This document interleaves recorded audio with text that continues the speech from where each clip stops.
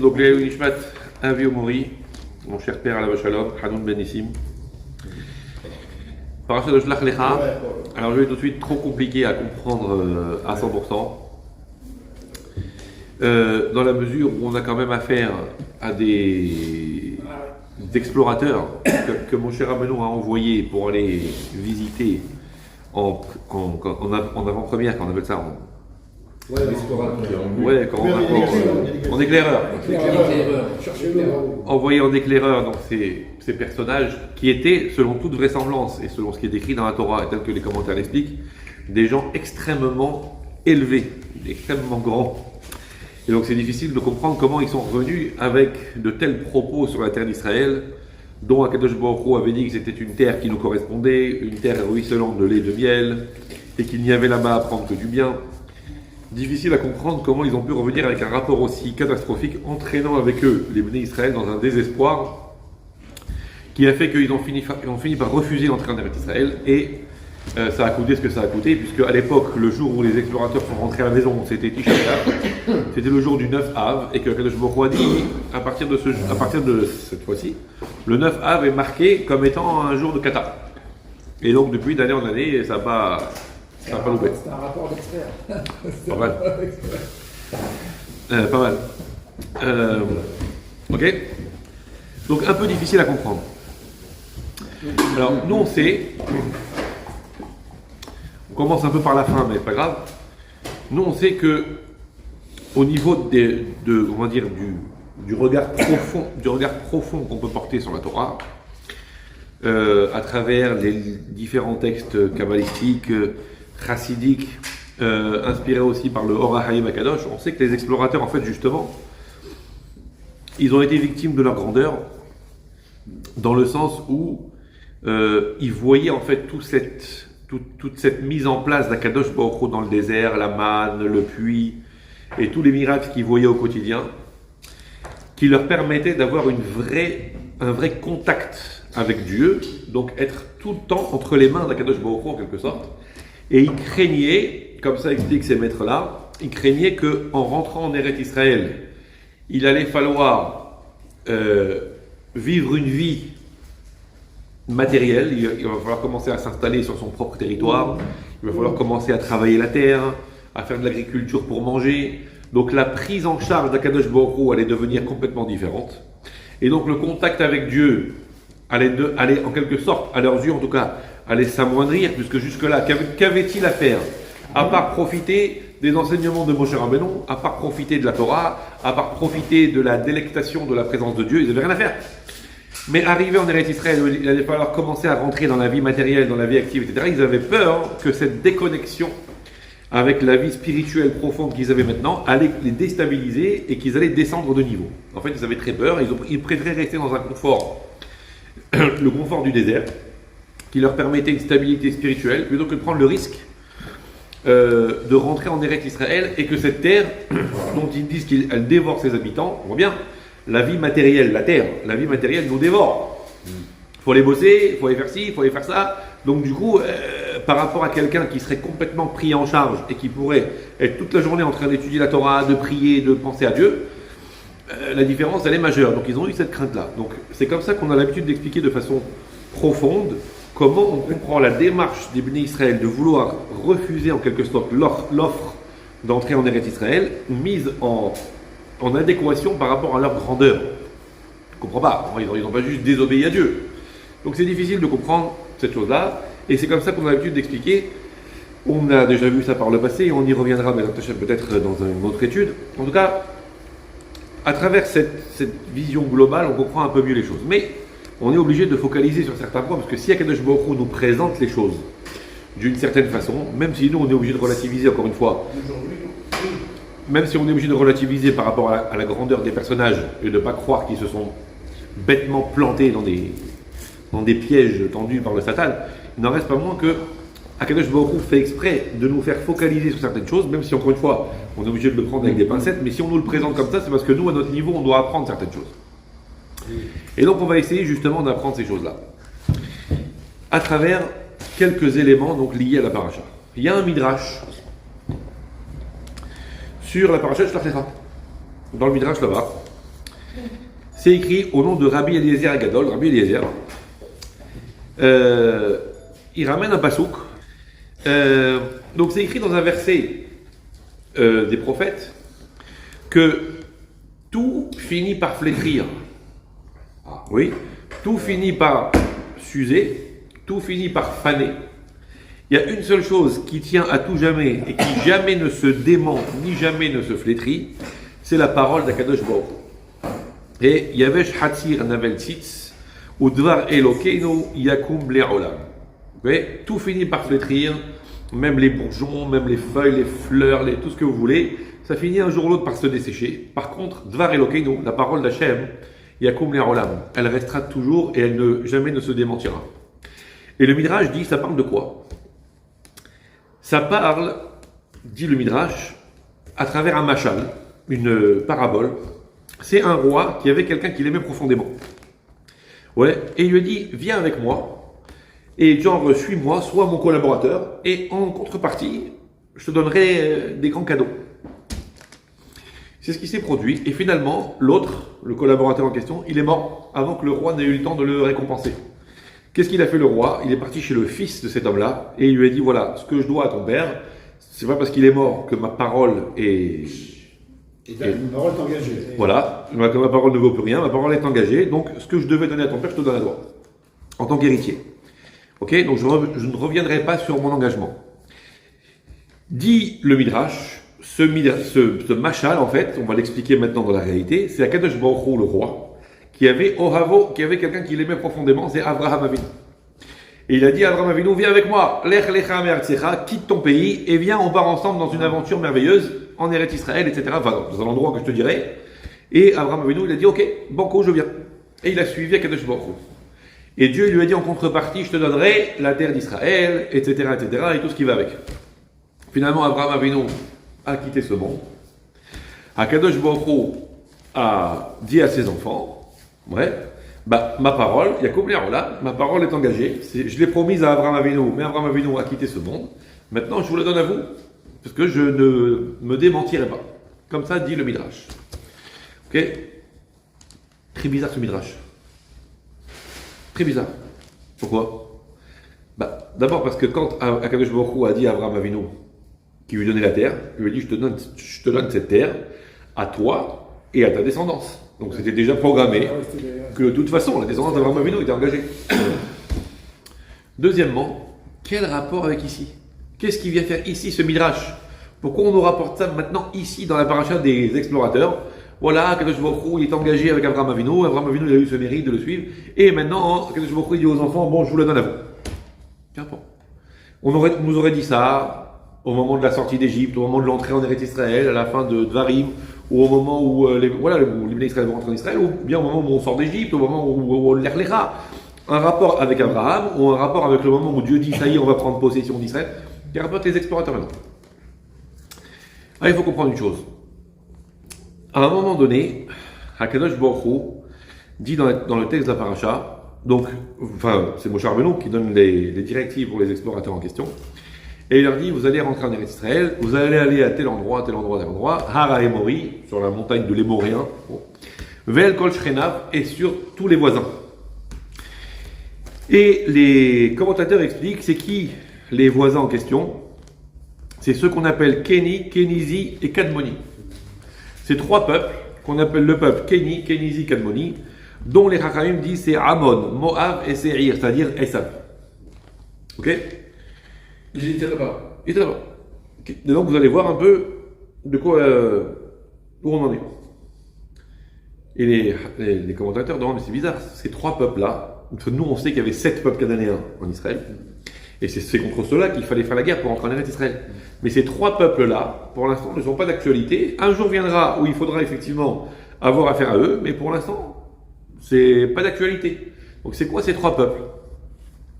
Et en réalité, on nous explique que Ammon, Moab et Seir, donc Édom et Esav, ils ont quelque chose de spécifique. Et là, on comprend le Midrash. En fait, qu'est-ce qui se passe?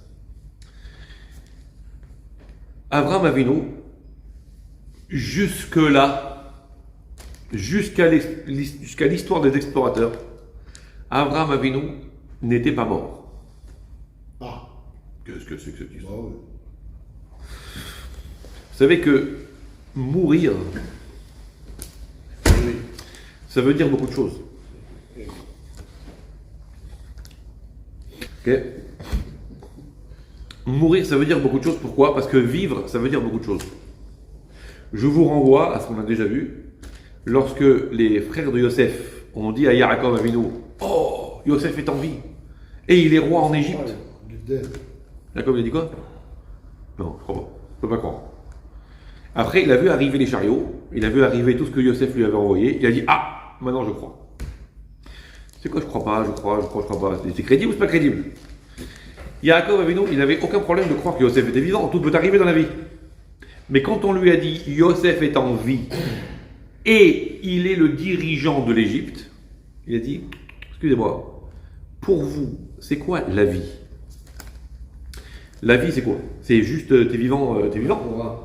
Il dit, si Yosef, vous me dites qu'il est vivant, mais qu'en même temps, il est le dirigeant d'un pays comme l'Égypte, qui est plein d'idolâtrie, plein de sorcellerie, plein de débauche au niveau des mœurs, le pays de la Touma, le pays de l'impureté, pour moi, Mechila, c'est pas ça vivant. S'il s'est assimilé à l'Égypte, s'il est devenu un Égyptien, c'est pas ça vivant. Donc il a dit, moi je peux pas croire qu'il est vivant. Après, quand il a vu arriver les fameuses charrettes, là, les ragalotes, à travers lesquelles Yosef a rappelé à son père qu'il était resté fidèle aux enseignements de Yaakov, et qu'il n'avait pas oublié la Torah qu'il avait étudiée avec lui 22 ans auparavant, et que malgré sa fréquentation des Égyptiens et malgré le fait qu'il vivait en Égypte depuis des années, il est resté le même droit dans ses bottes, fidèle à la tradition. À ce moment, il a dit, ah, alors effectivement, je veux bien croire qu'il est en vie. Il est en vie. Donc ça veut dire que la définition de la vie, c'est pas physique. La définition de la vie, c'est est-ce que tu es raccroché à l'arbre qui nous relie avec Dieu? Est-ce que tu es raccroché à l'arbre de la transmission, l'arbre ancestral à travers lequel tu as vécu jusqu'à maintenant? C'est ça la définition de la vie. Du coup, mourir, c'est pas forcément le fait de rendre son dernier souffle. C'est le fait qu'il y a quelque chose qui s'est rompu au niveau de la chaîne spirituelle. C'est de ça qu'on parle. Jusque-là, Abraham Avinu était encore en vie. À partir de l'histoire des explorateurs, Abraham, et c'est ça pour ça que le Midrash, il intervient ici, à partir de l'histoire des explorateurs, Abraham Avinu, il est mort. Pourquoi? Parce que Abraham Avinu, c'est celui que quand Akadosh Baruch Hu lui a dit, va en Eretz Israël, il a dit, ok. Il ne savait pas ce qu'il allait trouver là-bas. Il ne savait pas comment il allait s'en sortir. Au niveau matériel, au niveau spirituel, il ne savait pas où ça allait l'emmener. Mais Dieu lui a dit, l'Erlera, il a pris armes et bagages, il n'a pas discuté, il est parti. Et les explorateurs, on leur a dit, allez en Eretz Israël. Ils ont dit, attends, doucement, pas si vite. D'abord, il faut aller voir, il faut être sûr, il faut être si. Est-ce que vraiment elle est bonne pour nous cette terre? À partir du moment où on n'était plus dans la même logique d'Abraham Avinu, à qui on a dit, va, il est parti sans discuter. Et que les Bnei Israël ont dit, attendez, avant d'y aller, il vaut mieux quand même aller voir pour être sûr. On va voir la qualité d'abord. Et ils ne se sont pas mis dans la même logique qu'Abraham Avinu. Et ils ont mis un petit peu de réticence en disant, on préfère quand même voir de nos yeux avant de s'engager. Akadosh Baruch Hu, il a dit, il y a quelque chose qui s'est rompu ici. Abraham Avinu, il est mort. Vous comprenez? Mais malgré ça, comme je suis fidèle à ma parole, malgré le fait que Abraham Avinu soit mort et que vous vous êtes conduit différemment d'Abraham, donc vous avez quelque part rompu la chaîne spirituelle d'Abraham Avinu, vous vous êtes conduit à l'opposé d'Abraham, malgré ça, je reste fidèle à ma parole. Ça n'intéresse pas. Vous comprenez? Alors, et maintenant, on comprend mieux cette histoire de Kenizi, Kadmoni. C'était qui cela? C'était Ammon, Moab et Esav. Seir. Ammon et Moab, c'est qui? C'est les enfants de Lot. Donc, du giron d'Abraham Avinu. Lot, c'était le neveu d'Abraham. Donc, on est avec la famille. Esav, pareil, on est avec la famille. Donc, ce sont quelque part les héritiers d'Abraham Avinu. Jusque-là, les Bnei Israël, ils étaient Abraham Avinu. Quand tu es Abraham Avinu, il n'y a pas photo. Tu es Abraham, le cadeau que Dieu doit faire à Abraham Avinu, il te revient. Mais si tu as rompu avec Abraham, tu n'es plus Abraham lui-même, tu es le fils, l'héritier d'Abraham Avinu. Si tu es l'héritier d'Abraham Avinu, alors à ce moment-là, tu te situes au même niveau que tous les héritiers d'Abraham Avinu. Et maintenant, il va falloir que tu arrives à être convaincant pour savoir pourquoi toi plus que les autres. Vous comprenez ? Et c'est pour ça qu'il a fallu combattre contre ces peuples. Et aujourd'hui, le problème, il est où ? Ishmaël et Esav, c'est aussi les descendants d'Abraham Avinu. Donc si tu te conduis comme Abraham, tu es Abraham toi-même. Tu es directement lié à la dimension spirituelle d'Abraham. Quelque part, Abraham, il est vivant par toi. Donc si tu es Abraham Avinu, toi, donc les héritiers d'Abraham, ils n'ont rien à dire là-dessus. Mais si tu as rompu avec Abraham, parce que tu te conduis différemment, et donc tu deviens toi-même un Yoresh, un héritier, alors il n'y a pas un héritier plus qu'un autre. C'est pour ça qu'on a eu à en départir avec toutes sortes de gens qui se sont réclamés de la descendance d'Abraham Avinu, en disant mais c'est pas vous, c'est nous aussi. Comprenez ? C'est pour ça qu'Akadosh Baruch Hu, il attend de nous cette détermination de l'Ech Lecha. Dieu il a dit quelque chose, même pas tu réfléchis, Dieu il a dit tu fais, parce que c'est comme ça que tu deviens toi-même Abraham Avinu, et que Abraham Avinu il vit par toi, et de ce fait-là, si tu incarnes Abraham lui-même, les héritiers d'Abraham, ils n'ont plus rien à dire. Face à papa, qu'est-ce qu'ils vont avoir eux ? Ils n'ont quand même pas hérité d'un vivant. Oh, on va quand même pas hériter d'un vivant. C'est seulement si Abraham Avinu il est, et c'est ce que dit le Midrash, maintenant qu'Abraham il est mort, Akadosh Baruch Hu dit bon, Abraham il est mort, mais je vais quand même pas le renier, donc je vais quand même donner à ses héritiers.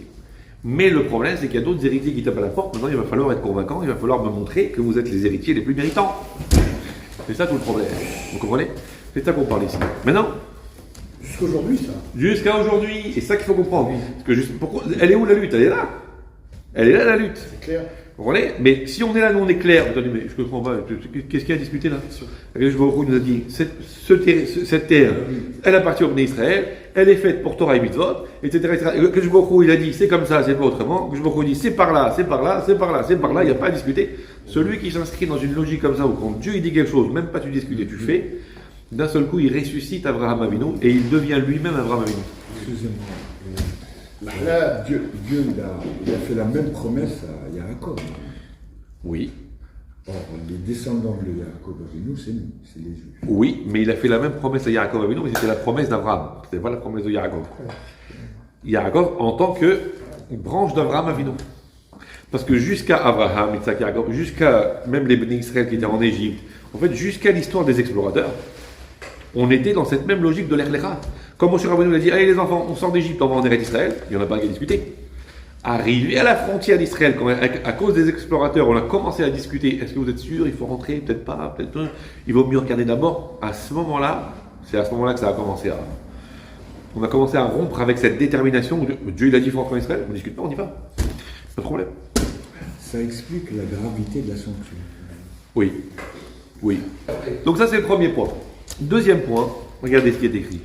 Pourquoi Akadosh Baruch Hu, il insiste, Shlach Lecha. Alors nous, on a l'habitude de comprendre, un peu pshat, comme Rashi, enfin, au nom du Midrash, que Shlach Lecha, ça veut dire envoie pour toi. Moi, j'ai pas demandé qu'on envoie. Moi, je vous ai dit que la terre, elle est bonne. Akadosh Baruch Hu, il dit à Moshe Rabbeinu, maintenant, si tu veux envoyer toi, Shlach Lecha, de Barasek, c'est toi, tu fais ce que tu veux. Moi, je demande pas qu'on envoie. Si on envoie, c'est sur ta tête à toi. Comme ça qu'on a l'habitude de comprendre. Maintenant, il y a une autre façon de comprendre. En fait, pourquoi concrètement Moshe Rabbeinu il a pensé que c'était une bonne idée d'envoyer des explorateurs et que quelque part ça aurait pu se faire. La preuve, c'est que fondamentalement, c'était pas une mauvaise idée. C'est que quelques années plus tard, on va rentrer en Eretz Israël avec Yehoshua. Qu'est-ce qu'il fait Yehoshua ? Il envoie des explorateurs. C'est la Haftara là-bas. Attends. Il envoie Pinhas et Caleb. Je comprends pas. T'es pas au courant de ce qui s'est passé la dernière fois ? Il faisait partie, lui, des 12. Heureusement pour Hachem, Moshe Rabbeinu il a fait une bracha grâce à donc il a tenu le coup. Et il ne faisait pas partie des 10, enfin de ceux qui ont dit du mal. Mais il se rappelle quand même de l'événement, non ? C'est un des seuls, du coup, qui a survécu à cette catastrophe. Donc il se rappelle très bien comment ça s'est passé. Et lui, maintenant, il renvoie de nouveau des explorateurs. Donc, s'il renvoie de nouveau des explorateurs, en dépit de ce qu'il y a eu, c'est que fondamentalement, l'idée, elle n'est pas une idée objectivement mauvaise. Ça aurait pu bien tourner. Ok? À condition que shlach lecha. C'est quoi shlach lecha? En fait, le but n'était pas, au départ, d'envoyer des explorateurs pour dire alors c'est bien, c'est pas bien, c'est bien, c'est pas bien, c'est de la bonne terre, c'est pas de la bonne terre. Les fruits sont beaux. De la même façon qu'on l'a vu il n'y a pas très longtemps dans le désert. Dans le désert, c'est le lieu de résidence des forces du mal. On a vu Nahash, Saraf, Ve'akrav, Timaod, les serpents, les scorpions, etc. C'est matériellement ce qui en réalité révèle des dimensions spirituelles négatives qui sont dans le désert et qu'il fallait retourner dans le positif grâce au fait qu'on allait se promener dans le désert avec le Mishkan.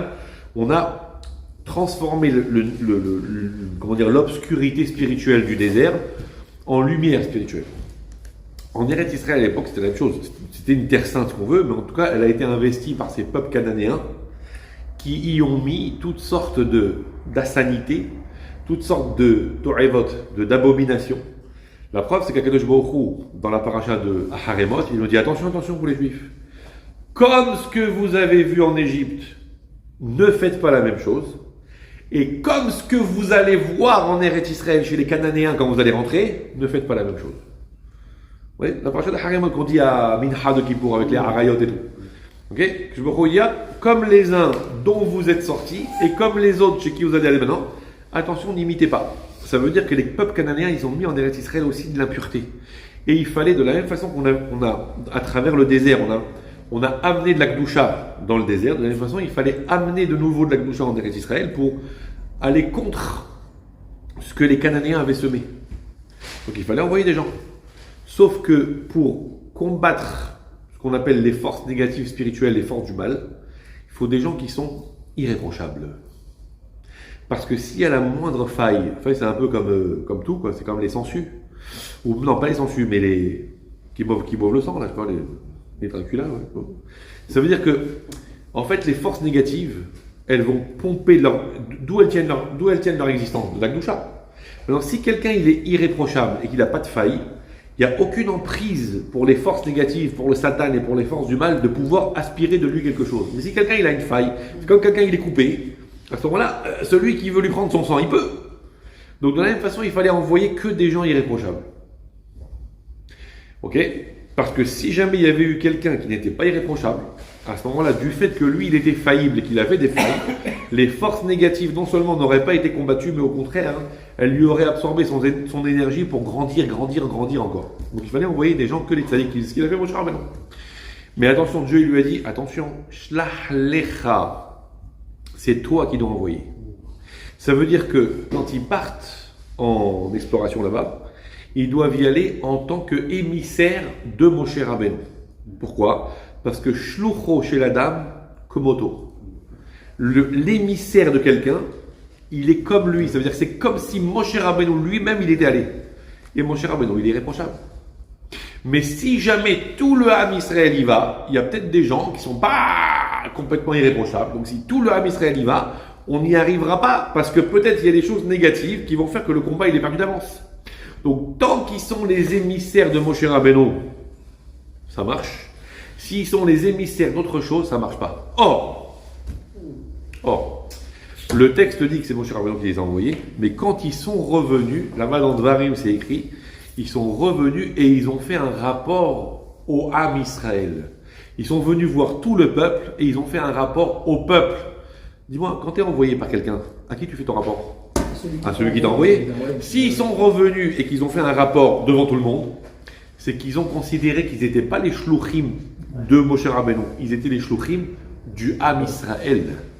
Et donc, si tu es le chaliar du Ham Israël, tu prends avec toi les qualités et les défauts du Ham Israël. Et donc, du coup, la mission, elle a capoté parce qu'il aurait fallu qu'ils soient uniquement les émissaires de Moshe Rabbeinu et pas les émissaires de qui que ce soit d'autre.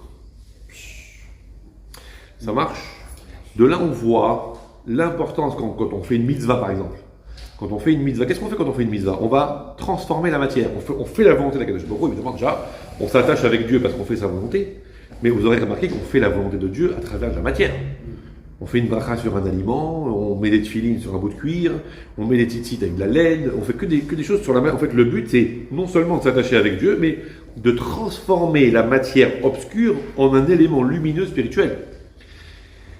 Si tu fais la mitzvah comme émissaire d'Akadosh Baruch Hu, d'un seul coup, tu t'attaches avec Dieu, et dans ce cas-là, tu as la force d'aller contre la matière pour la convaincre et pour faire en sorte qu'elle soit transformée en bien. Mais si tu fais les choses pour une autre raison, par exemple, tu vas faire une mitzvah pour le regard de l'autre. Tu fais une mitzvah pour te faire bien voir de celui-ci. Tu vas faire une mitzvah parce que la pression populaire. Tu vas faire une mitzvah pour faire plaisir au système. À ce moment-là, tu n'es plus le shaliach de Dieu, tu es le shaliach des autres. Et la qualité de ta mitzvah, c'est plus la même. Et la capacité que tu auras à conquérir le monde pour la Kedusha n'est plus la même. Chaque juif, c'est un conquérant. Il est là pour conquérir le monde pour la gloire d'Hachem, à une condition, c'est qu'il soit le shaliach d'Akadosh Baruch Hu, ou le shaliach de Moshe Rabbeinu, qui est lui-même le shaliach d'Akadosh Baruch Hu. Ouais, parce que celui qui fait ça dans cet esprit, moi je fais ça exclusivement parce que Dieu il m'a demandé, ou je fais ça exclusivement parce que le Rav auquel je suis attaché, ou le Rabbi, ou ce que vous voulez, auquel je suis attaché, qui est lui-même l'émissaire d'Akadosh Baruch Hu, c'est uniquement parce qu'il m'a donné cette indication que je fais ça, et sans aucune autre considération extérieure. Je ne fais pas ça pour faire plaisir à Pierre-Paul Jacques, ou pour des considérations matérielles. À ce moment-là, il peut gagner le combat. Mais s'il le fait pour d'autres considérations, qui ne sont pas liées à la shlichut que Dieu lui a donnée, à ce moment-là, il n'est plus dans la même efficacité, et il ne peut plus conquérir le monde de la même façon. D'où l'importance du lishma, d'où l'importance d'essayer de faire les choses avec le plus de... Lishma, ça veut dire le plus de désintéressement possible. Pas de désintérêt, hein, on fait souvent la faute. Le désintérêt, ça veut dire je m'en fous. Désintéressement, ça veut dire la chose, elle m'intéresse, mais je le fais sans intérêt, ça veut dire sans une volonté extérieure de gagner quelque chose d'autre. La différence entre le désintérêt et le désintéressement, c'est important. Ok. Donc c'est ça le principe. Donc on apprend ici deux choses. Que la conquête d'Eretz Israël, c'est-à-dire en fait la conquête du monde pour la volonté d'Akadosh Baruch Hu, ça se passe premièrement dans le fait d'être capable de dire Dieu il m'a demandé, donc je ne discute pas. Et deuxièmement, je ne le fais que pour lui et pas pour d'autres raisons. Vous comprenez? C'est ça la base de Shlach Lecha, et c'est ça qui peut faire vaciller une mission et qui peut faire capoter une mission. C'est celui qui fait les choses avec des petites failles, en disant ça je veux bien faire, mais ça je discute, ça je suis d'accord, mais ça je suis pas d'accord. Et donc son dévouement à la cause d'Akadosh Baruch Hu, elle est plus comme celle d'Avraham Avinu, et que quelque part c'est un soldat moitié engagé, moitié désengagé. Et deuxièmement, il ne le fait pas que pour Akadosh Baruch Hu, mais il le fait pour des intérêts personnels. Quelque part, il met un peu de matière dans le spirituel. La guerre de conquête, elle devient compliquée. Vous comprenez? Donc d'où l'importance de mettre tout ça en lumière.